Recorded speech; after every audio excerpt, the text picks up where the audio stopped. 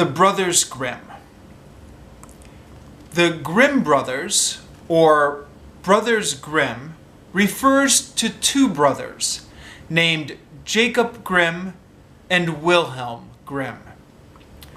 Jacob Grimm, the elder brother, was born in 1785. His younger brother, Wilhelm Grimm, was born 1 year later in 1786. The brothers grew up and lived in the area that we now know as Germany, although at the time the country of Germany did not yet exist, and the land of the German-speaking people was made up of several smaller Germanic kingdoms. Jacob and Wilhelm came from a large family. Besides themselves, they had 7 other brothers and sisters. Unfortunately, their father got sick and died when Wilhelm and Jacob were only 10 and 11 years old. This was the beginning of hard times for the Grimm family. At that time, there were no government programs to help the poor. Without their father, the boys had to find a way to get money for their family by themselves. The 2 boys studied very hard and eventually got into a very good school. The other children in the school were from rich families, and they had had a better education than the Grimm brothers. But the Grimm brothers worked extra hard to catch up to the other students. Their teachers began to respect their efforts. After graduation, the boys went to university. Jacob, the older brother, went first, and Wilhelm joined him the following year. Their mother wanted them to study law so that they could get a good job. But the brothers were also interested in history, literature, and folklore. Folklore means old, traditional stories. At university, the boys had a favorite teacher, a young professor named Friedrich Karl von Savigny. He got the brothers interested in German history and culture. He also let the brothers use his library. Back in those days, there were no public libraries, and books were very expensive. So most ordinary people weren't able to read a lot of books. Being able to use the library opened up a whole new world to the brothers. The brothers were interested in great literature, but they also became interested in old folk stories. These were the stories that were told in the countryside and in the villages. Often these stories were told by uneducated people who couldn't read or write. The stories were never written down, but they were told and retold so often in the villages that they had been remembered for many generations.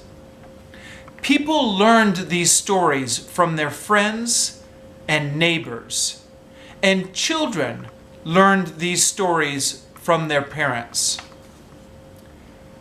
Before the Grimm brothers, very few educated people were interested in these stories. They considered these stories to be unimportant because they weren't great literature. But the Grimm brothers thought that these stories were important because they represented the culture of Germany.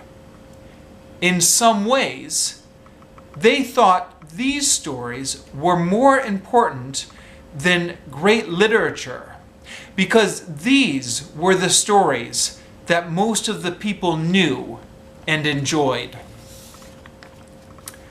However, since no one was writing these stories down, the Grimm brothers became worried that these stories might one day become forgotten.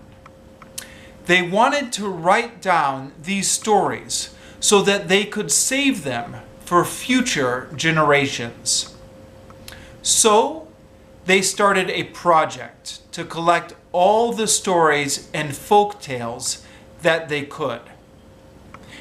They went to the libraries, they asked their friends, and they traveled around Germany and Europe. They invited famous storytellers to come to their home and wrote down all of their stories. They even went to the prisons and talked to the thieves and robbers in the prisons. They wanted to write down all the robbers' stories exactly as the robbers told them. In 1812, they published a collection of stories. In English, these stories are called Grimm's fairy tales. Fairy tale is the English name for the old traditional stories. No one knows exactly where the name fairy tale comes from. Tale is another word for story in English. Fairy is a magical creature, so maybe the name comes from a magical story. Many, but not all, of the Grimm's fairy tales have magic in the story. When the Grimm brothers first published their stories in 1812, many people complained. They said that the stories were violent and cruel and not suitable for children. It is true that many of the stories were violent and cruel, but it is also important to remember that many of the stories were never intended for children. In the days before television, storytelling was used not only to entertain children, but also adults. Many of the stories were told by adults for adults. Throughout their lives, the Grimm brothers would work on their fairy tale collection. They added new stories, and they also changed some of the old stories to make them less violent and more suitable for children. Finally, in 1857, they published the final 7th edition with 211 stories. The Grimm's fairy tales were mostly from Germany and France, although some of the stories were very old and were very popular in many European countries. Many of the Grimm's fairy tales are very famous nowadays, such as Cinderella, Snow White and the Seven Dwarfs, Hansel and Gretel, Little Red Riding Hood, Rapunzel, Sleeping Beauty, and many more. But if the Grimm brothers had not written these stories down, they might have been lost to history. Today, the Grimm's fairy tales is the most famous collection of folk tales and fairy tales in the Western world.